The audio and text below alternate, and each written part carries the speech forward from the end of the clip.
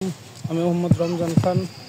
আমি এই ৫-৭ বছর ধরে এই কৃষির কাজের সাথে জড়িত আছি। আমি প্রথমে এমনিভাবে কৃষিকাজ করতাম, তারপরে ইউটিউব দেখে আমি আধুনিক পর্যায়ে কৃষিকাজ করি। প্রথমে আমি শসা থেকে কৃষিতে আসলাম, মালচিং দিয়েই শসা করলাম। ভালো ফলাফল পাওয়ার পরে তারপর আমি চিন্তা করলাম যে আগাম কী জাত করা যায়।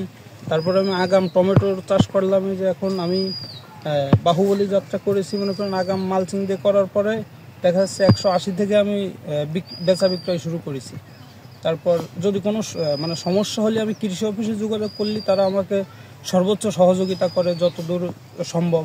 দেখা যাচ্ছে শুধু টাকা পয়সা দিয়ে তো সহযোগিতা না, তারা চাষাবাদের যদি কোনো জায়গায় ভুল থাকে এগুলো আমাদের শিখেই।